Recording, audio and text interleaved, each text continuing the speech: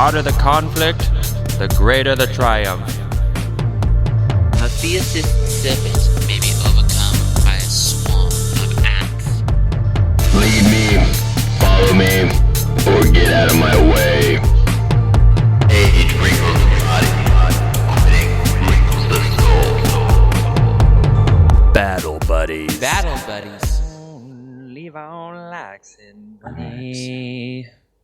You know what's special about today? What? Any ideas? About today? Yeah. No ideas. Today, Battle Buddies turned 2 years old. Is it today? I was waiting for you all day to come up and talk to me about it. Whoa, happy birthday, man. Yeah, you want to know the best part about this bit? What? It was actually yesterday. That's even better. This tracks with me not remembering any 2 years. calendar dates ever. 2 years, dude. 2 years. Here we are. And so what better way to celebrate 2 years of Battle Buddies than to talk about strategy and tactics? Strategy and tactics. Strategy and tactics. Where was your mind at when you wanted to go about doing some strategy and tactics? Yeah, we got 2 reasons for today's episode, both of which are very important. The first one, why this subject matter. Spencer and I are getting more like competent. Maybe that's too ambitious of a word. We're getting better at this. We're getting used to this content. And I'm running up against a wall where like I'm trying to get more technical.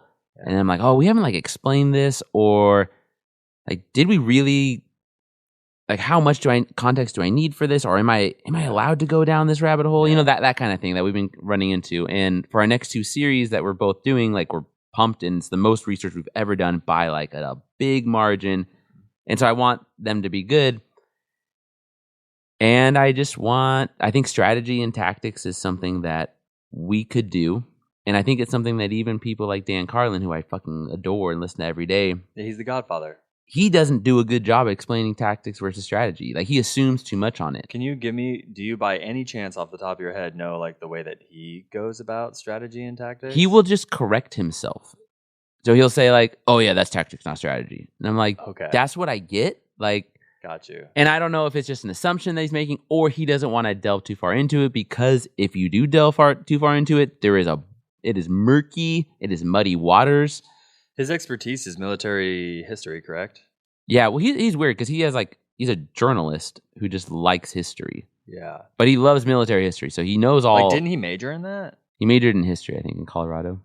That was like military history. It could be. It could easily be. But that seems like something a military historian would Yeah. overlook and be like, oh yeah, that's tactics, not strategy, and just assume everyone else knows, perhaps. And so that's kind of the first reason, because we can use that, and using the nerdy like board game knowledge that I have, we can create just like a working Battle Buddies type lingo to build off of for future episodes. I like it. Yeah, so that's my idea. If it doesn't work, it doesn't work. I don't care. The second reason is I want to start playing around with more formats, because I don't want to always write outlines anymore. And that's not because I don't like writing outlines. I had like this revelation when I was preparing for this new series, where I realized that when I teach, which is my career, which is what I train for every day, and I'm always reading books on becoming a better teacher and stuff, I don't write an outline when I teach. And I definitely don't write a script when I teach. Instead, like, I study really hard. I backwards map like over and over again. I practice, but then I try to keep it natural enough to where that I could like feed off the students. Yeah. And the further I get into my career and the more like I get experimental with it, the better I am at doing that. For sure. And I think that I could start approaching like my series in that way. Not that there's anything wrong with scripts. I think scripted episodes are some of my favorite. I mean, we listen to Last Podcast every week, so there's something to be said about a script, and I think it has its place. I don't know for me if that's always going to be where I go. So I want to try a new format. I understand. Yeah. I think that's why Drunk History does such a good job, because it's a bunch of drunk people talking about something they read a long time ago, and you're like, this is hella fun to listen to. I know. I would like to listen to the Drunk History's editor, because that person's probably amazing. Yeah, for sure. That's an editing episode. Some magic show. For sure. That's like Nate For You. Like, that's all editing. He does. Yeah, absolutely. They are magicians with that shit. Yeah, they really are, dude. There's a reason that when you watch movies like Memento, Like, I wonder if this won any awards. It's like, yeah, editing, bitch. Yeah, that's an incredibly edited Oh movie. my god, dude, that person must be a genius. That's crazy. I was just thinking about that movie. Memento? I was trying It's a good to movie. get some middle schoolers, like not to watch it, but I was trying to explain like art films and stuff, and I forget how I even got on it. And I was trying to explain that movie. I was like, it's a movie backwards. And they're like, that doesn't make any sense. I'm like, I know, isn't that sick? Like, that's the coolest thing I ever heard. Yeah, I fell in love with that concept when I first saw that movie. I was like, you can just do that? Yeah, you can break the rules? Yeah. Well, ladies and gentlemen, welcome to Battle Buddies. Today we're talking about, me and Kevin are going to riff a conversation about strategy and tactics. Yeah. But when I say riff, it doesn't mean we don't know jack shit about it. No, did a lot of reading. It's context for future and past episodes. All right, let's get into this.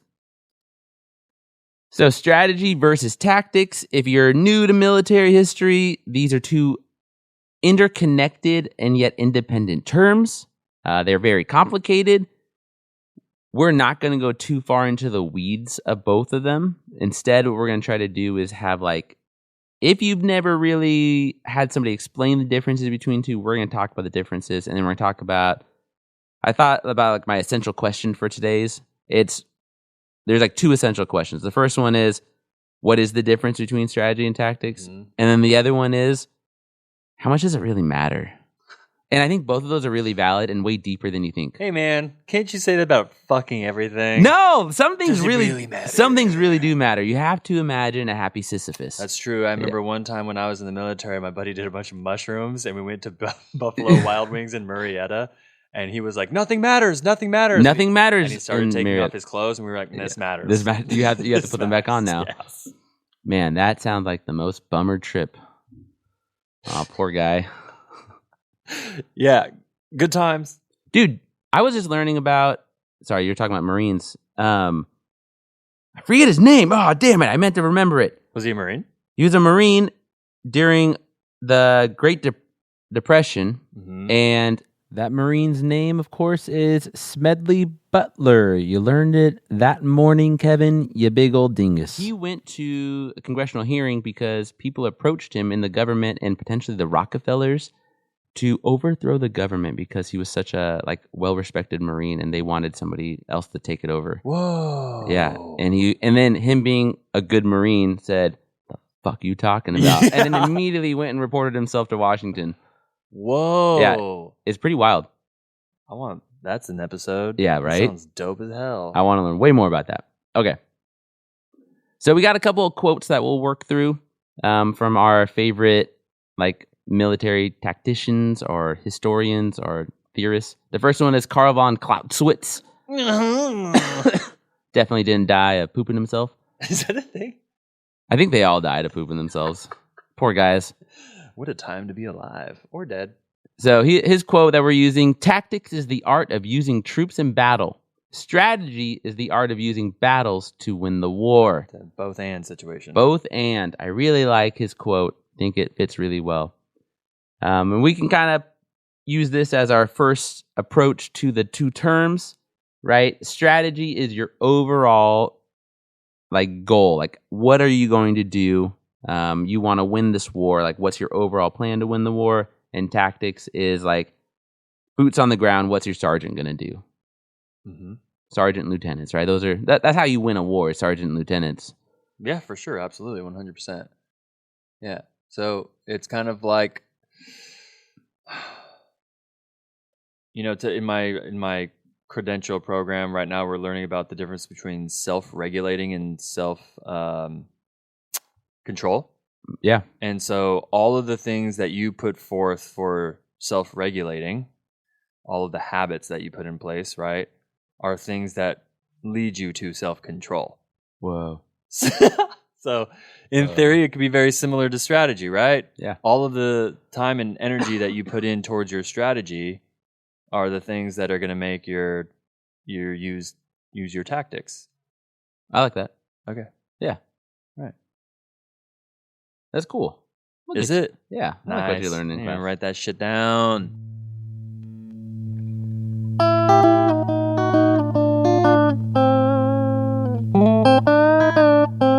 All right. Then we got our boy Sun Tzu from The Art of War. Strategy without tactics is the slowest route to victory. Tactics without strategy is noise before defeat. His quote strikes me a lot harder than the Clausewitz quote. And I think the reason for that is that it screams like government work to me. I do like the idea that he's saying like tactics without like a grand idea is like you just making a bunch of mistakes before you eventually die. Right, which makes me think of government work. Like, For sure. it's education 101, just everyone putting band-aids on shit. Like, what's the goal with these band-aids? What's like the goal? Like, What's what are the we strategy? Yeah, what are we going? Like, what are we We're doing only here, using guys? tactics, Yep. And I really feel that. And then but I do like that, if you have a goal and you don't have a great plan to get there, you might get there, but it's going to be the worst way. Like, you are going to stumble so hard getting there. I kind of view the second half, tactics without strategy, as noise before. It's like button mashing. Right. That's what that is. Yeah. In video games, you're just button mashing, bro. Yeah, that's interesting. Me gusta. Okay, we we won't go. go. We won't go there yet. No? Let's just basically, listeners, the way that I see it is that your strategy is your overall goal. What do you want? And your tactics is how are you going to achieve that goal, your mini goals. And so you can think about it like a New Year's resolution. Your New Year's resolution is to be healthier, right? It's a good one. You pray to Janus, the two-faced god, the Roman god, right? One young face, one old face. And you make a goal. I'm going to be healthier. It's a good goal. So that's your strategy. How are you going to do that? Well, I'm going to try to do 5 push-ups a day. Okay, that's a good plan. That's a good tactic that will lead to a good strategy. And that's the basics of strategy and tactics. Strategy is your overall goal. Tactics are your small goals to achieve that, your mid-level goals. And you see this a lot in business. You see this we use this in so many different ways, in so many different terms, like backwards mapping. Like, I use this for my units all the time. I have my goal of where I want my kids to be in 4 weeks, and then I map out how they need to do each week in order to get there. And those are my tactics. Yeah. When you Google, listeners, if you open up your phone and you Google right now strategy versus tactics, the majority of the stuff that's going to pop up is business stuff. Yeah. Like stuff for like entrepreneurs, people who are running businesses, stock market people. Those are all the people that are typically talking about strategy versus tactics. Yeah. Which is interesting because the business is cutthroat. Dude, it's a battle. It's a battle out there. Yeah, for sure. Yeah. So I appreciate Kevin for starting to bring up this type of school of thought, because as I am currently studying the Battle of Little Bighorn, I'm noticing that there is, interestingly enough, I mean, I obviously haven't finished what I'm reading, but there does seem to be a lot more tactics before the strategy. Oh, interesting. Yeah, they're like, we're just going to do this, and then when we get there, we'll meet up, and then we'll talk it through. And Yeah. It's like, oh, let's see how that goes. And it kind of, thinking on that, it does kind of remind us of some of our critiques of people in the past, where we critique the tactic not because the tactic succeeded or didn't, but why did they do that? Like, what was their goal for this? I'm thinking a lot of like Masters and Air stuff. Like, what was your fucking idea with this shit? Yeah. For losing 100 bombers in one day? Well, I got to say, you and I are pretty critical. Yeah, that's what I mean. Because yeah. I don't feel like the strategy was there, or the strategy was completely wrong. And so think about the tactic that the Japanese had when they were kamikazing themselves during Lady Gulf. And you and I were just like, you were like, that's such a huge waste of human life. it's a waste of life. And resources. Right. Like, how are you valuing the life? It's definitely a Hail Mary strategy of like, we have nothing left to do but to simply kill ourselves. Right. It's Yeah. wild. Anti. Not into that, no. Well, my kid said that to me the other morning. We're sitting there, and he's like, Dad, bad guys, thumbs down. You did a little thumbs down. I was like, yeah, man, thumbs down to bad guys. I agree with that. Yes. Really bold. Fuck those guys.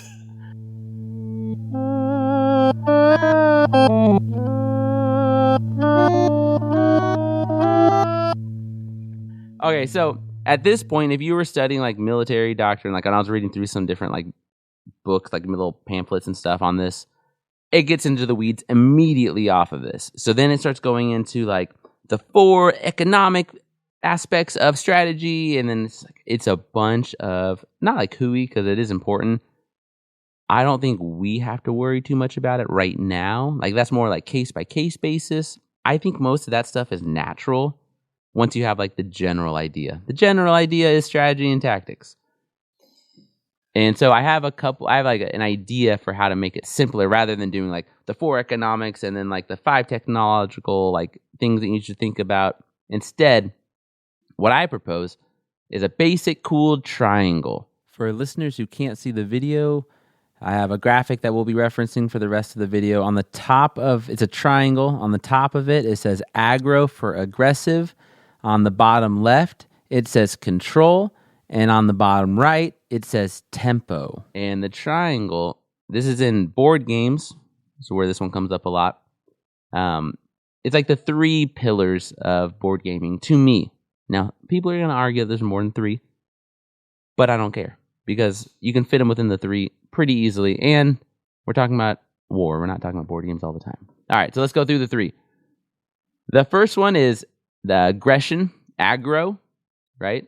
So this would be your idea. Wait, can we pause for a second?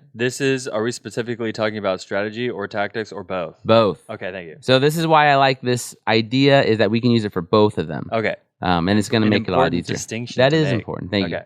So the first one is aggro. That's at the top of our triangle. This is classic, right? This is the idea that you want to win as quickly as you can, and you are not worrying about how many hits you take. Like, your idea is to get what we call in like board gaming, it's like, or in like Magic the Gathering, called it like getting under the guy. Like, you get the guy before he gets you, and you don't care about anything else. First blood. First blood. Okay.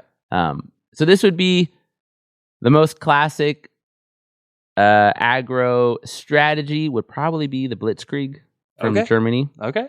Because the Blitzkrieg, I mean, both world wars follow an aggressive start strategy. And the idea with both of them, if I'm not mistaken, is that Germany is afraid of the 2 most powerful armies in Europe, which is France and Russia, both times. And so their idea is, if they knock one out, then they can then attack the other one.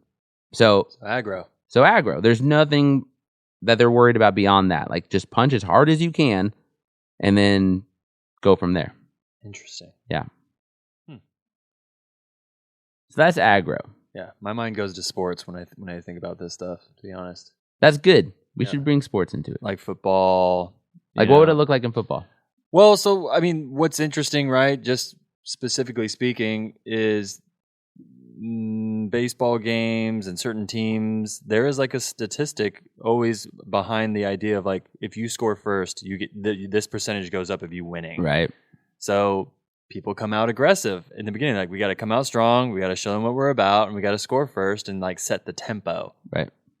Which might be a good segue into tempo. But we'll come back to tempo. We'll do tempo last. Tempo is my favorite. Okay, so aggro, that's the top of the triangle. On the left side of the triangle, we have control. Now I don't have any of that. Yeah, control's hard, man. Control is the idea of like, all right, what's the classic tactic or strategy? It would be a siege war, right? So you're trying to siege a city. So you put them under siege. That is control, because you are controlling what they can and cannot do. You're doing it as safely as you can because you are not taking hits, right? You're not actively in a fight. And the idea is, through like attrition, through just slow grinding, you will win the conflict with as little casualties as you can. You will control the situation for as long as you can. Yeah. So it's basically like in the Simpsons movie, when they just put all of their waste into like nuclear reactor waste, and finally like Springfield becomes essentially like radiation, and the government's job is they just put a dome over Springfield. Just control that shit. Right? Yeah. Perfect. Yeah. Unrehearsed. It was for control, there's lots of cases of control. But it's kind of hard because control, there's no like pure control, I would say. Like, no one can totally control a war or a battle. There's a lot of moving parts. Mm-hmm. But like the general idea is usually there. So let's look at it this way, right? With something recent, Right. the Afghanistan war, counterinsurgency, the global war on terror. Yeah, the Battle for Hearts and Minds stuff. So that's trying to control. Yeah, that's absolutely. We went into Southern Helmand. We tried to get rid of the Taliban so that these people could live normal lives, and everyone was like, "But they're a part of our normal life." Right. We're like, "But they're not." And they're like, "But it's not." It's like, so we were trying to control the situation Yep. for sure, and we were trying to put our ideals of democracy onto them. Yep. And I really want to read Petraeus' new book because he wrote all about counterinsurgency, and I'm probably going to be cursing the entire time. Like, this fucking idiot. Control. Control. The other thing that kind of leads into, based on what you're saying, is an aspect of control and just like military stuff in general, which is why I want to use these kinds of terms that we often overlook, and maybe just because of my obsession with death and time, but we are not always like appreciating time and like how the strategy impacts with time. Yes, sir. So aggression, aggro is all about short time. Like the blitzkrieg cannot work if it goes on for too long. Like everybody knows that. Control, it is a slow burn on purpose. So I'm thinking about us supporting, like people being mad that we aren't supporting the Ukraine more. Okay. Because what is our main weapon? Our main weapon against Russia is sanctions. And sanctions is a control tactic. Interesting. Because it's a slow burn. And then what else do you do with the control? We give them sanctions and we supply the Ukraine slowly. That's what we're doing. And it's a control and that might be a tempo thing as well, right? it could be a little bit. I would say it's still pretty much control because it's like proxying. Because the idea is not, I mean, if we gave them like a nuke, then like, yeah, we're moving towards tempo and aggro stuff. But if we're just giving them small arms so that they can keep fighting slowly, for us, it's just to weaken Russia over time. And I think that grim calculus is hard for people to accept, like the scale that we are looking at. And I don't know what the Pentagon has really forecasted, but I think it's a lot longer than what most people are comfortable with, of how long it's going to take to weaken Russia. While. Yeah, sanctions take a while. Yeah. You're playing the long game for sure. Especially because we have... It's like the podcasting of war. It is the podcasting of war. Whoa, holy shit. Because it wouldn't be so bad except for that there are multiple like first-rate nations with economic resources that will support Russia. So our sanctions are not as powerful. Correct. So we have to... It will just take longer. Mm-hmm.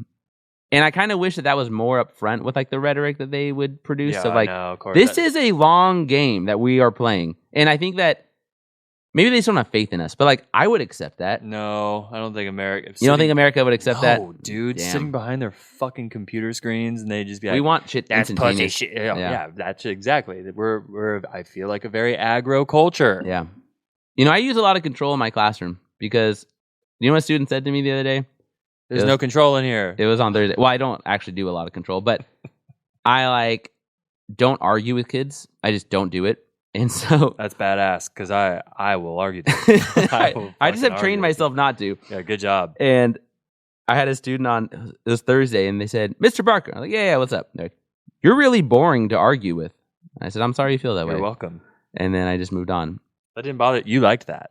Because I won. Because that kid specifically wanted power struggles to lock me up out of my teaching. And so by me constantly deflating them, it just was beautiful. It like was gorgeous. I loved it. Good move. You have more discipline than I do. You know, just I worked with good behavior analysts. Yeah, but I just like making points. So it's hard. I make the point in my head. Yeah. I do make the point. Because like me and Erin, my wife, that's one of the things that we will absolutely explore arguments with like our 12-year-old. It's like, right. If you're trying to make points right now, I got some counter ones for you. You know what I mean? I will do it with somebody who's willing to listen. But it's like a jury, right? Like if you have an anonymous jury, then they are likely to change their mind based on facts. But if you make them all cast their vote by like raising their hand, then they almost never change their mind. Dude, speaking of juries, can we go on a fucking tangent for just a half second here? Okay. I'm watching John Adams on HBO. Oh, is it good? Please watch it. Okay. But I've learned that, remember the Boston Massacre, the shot heard around the world, right? Okay. After those dudes got, charged for attempted murder,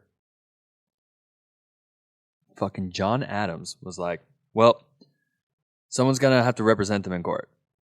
And he was like, fuck them though. They're the enemy. And he was like, it's not a free country if you don't have representation. It's true. So he represents them. Dope. John Adams represents them I really like that move. and wins. Whoa! Yes, bro. They got off as not guilty because of John Adams, bro. I actually really like that. Tempo. Yeah. Okay. So I feel like most people, just through playing sports and being a human, can understand aggro and control, right? They're like the two extremes. I think where people struggle is they don't always find that middle ground. Sometimes we call it like mid-range in like board games and in like card games and stuff, but we call it also tempo. And the reason why I'm going to use the word tempo is because of time and like how time and resources interact with each other. The idea with tempo is that you are willing to trade because you think that the trade has value for you long term. I didn't know that's what tempo meant. Yeah, so tempoing is you. Can you give me a board game where that, or a card game where that is often used? Yeah, well, okay, so I can give you like an example on chess real quick. So we can use all of these with chess, and what I'm going to do is I'm going to make a bunch of short little clips of me explaining the little bit of chess I know or board games I know and recording and putting on Instagram to go more in depth of these. But so here's like an idea with chess. So an idea with chess that can happen is that we both play our king pawns out, and then I don't know. I'm just going to do like a quick little variation here. Let's say I move my knight, and then he moves his knight, and then I move my bishop out. This is called the Rui Lopez. And then I don't know, maybe he'll do that. That's a bad move, but whatever. Okay, so in chess, the way tempo works is that I've just traded piece for piece, point for point. I've not gained technically an advantage on the board, right? On the scoreboard, we're both worth the same amount of points. The difference is that he has now two pawns that are stacked right in front of each other, and I don't.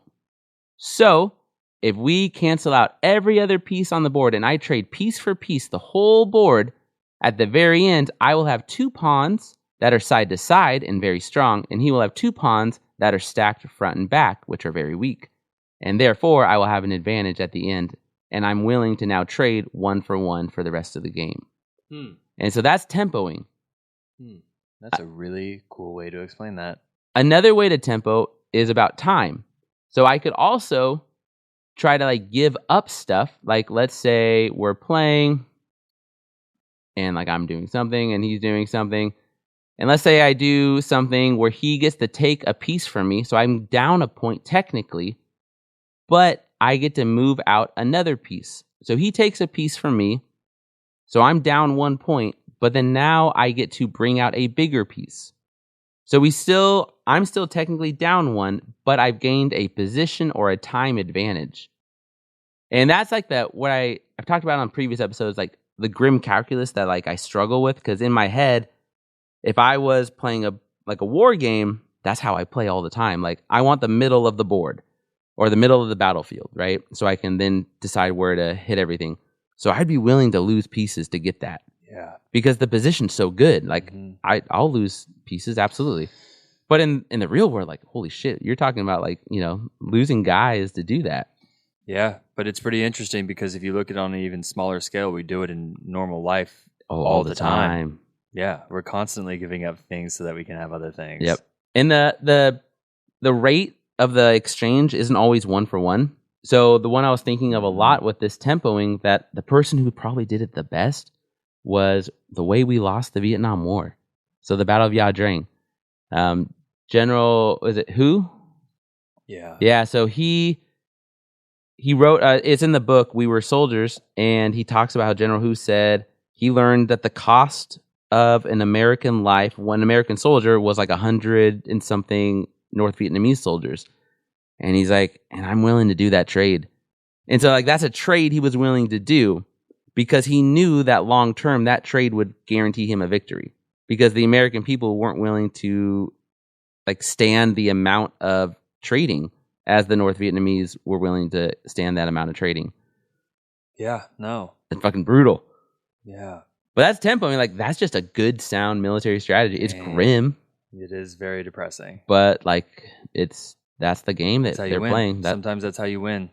Yeah. That's the road. That's where the whole term "they were expendable" comes Right. from. And so that's a strategy, right? He had a strategy. His strategy was that I want to trade 100 North Vietnamese soldiers for 1 American soldier. How they did that was all the tactics of, running across borders into other countries where we couldn't fire at them, and then coming back, and then doing guerrilla insurgency, and then like all that stuff is tactics. Yeah. It's really interesting. Yeah. So like sometimes, like this morning in jiu-jitsu, we were learning about trying to get people's hands onto the mat. Right. Like he was like, we're going to go over a lot of different tactics on how to get the guy's hand to the mat.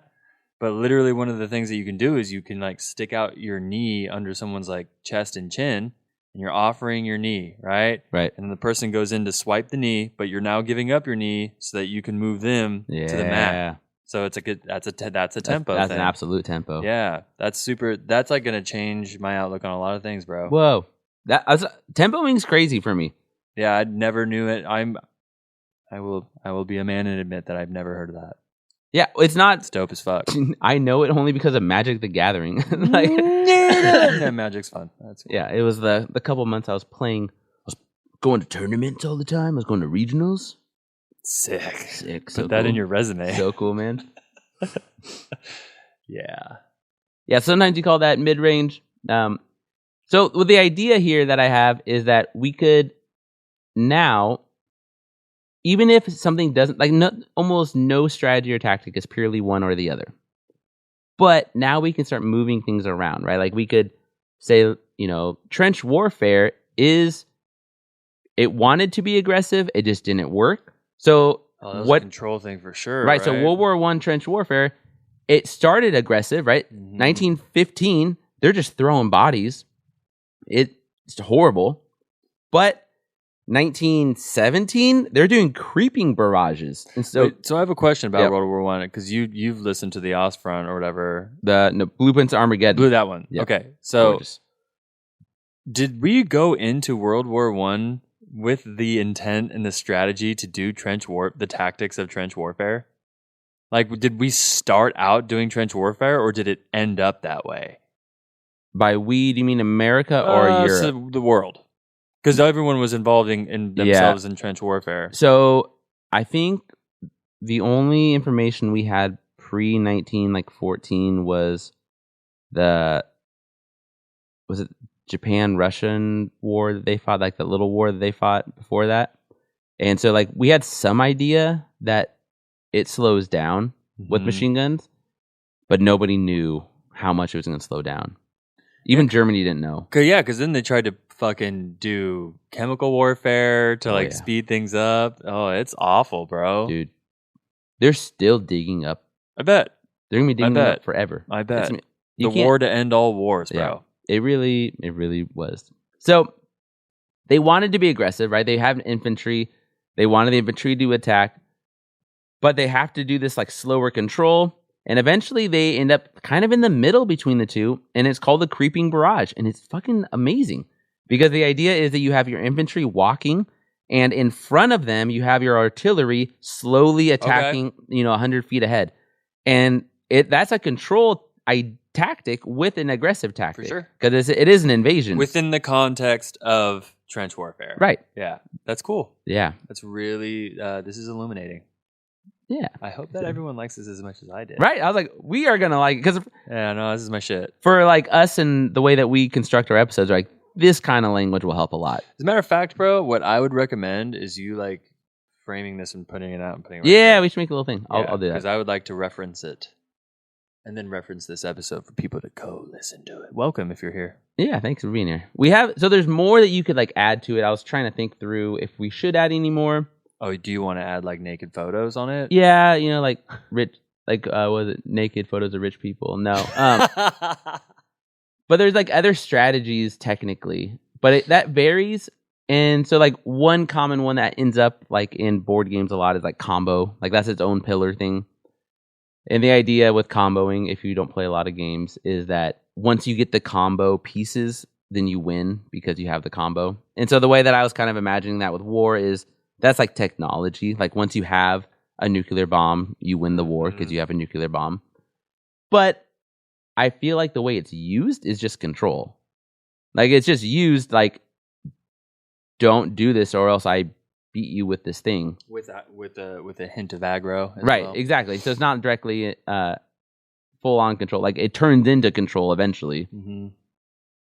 And then now we're in this like stalemate with it, with the whole Cold War shit.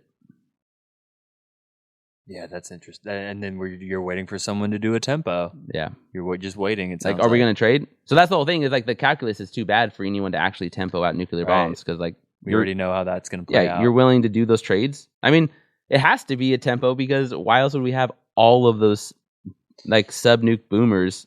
Mutually assured destruction, my dude. As they say.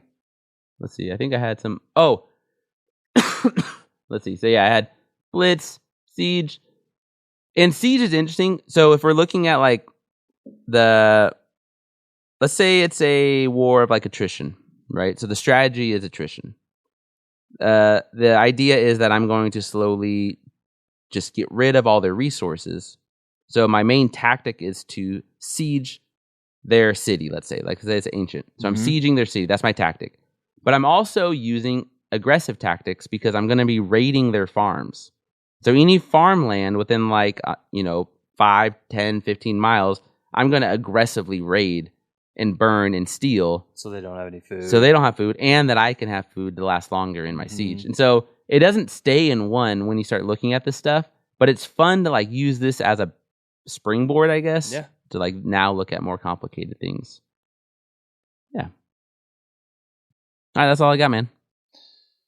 Yeah, I like that. I'm going to definitely be adding some notes into my script. Yeah. Scripts are good. Scripts are, for right now, scripts are fine, but I hear you. I would like to get to a point where it's like, I'm just going to tell you the story. Yeah. And that, I mean...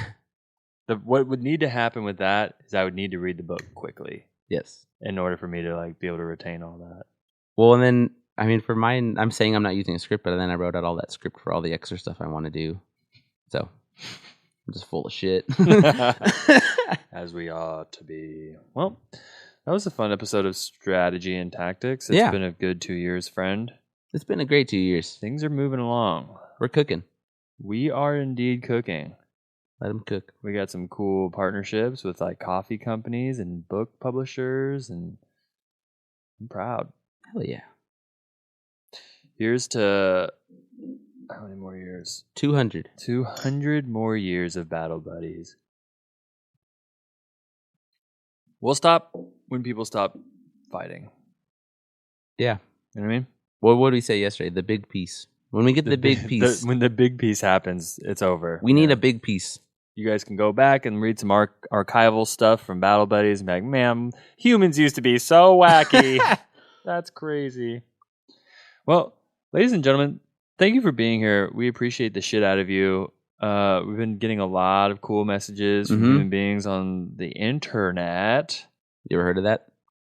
Yeah, it's been fun. We've been getting emails. Oh, I have a question for you. A student asked me, what was different about when you were in middle school?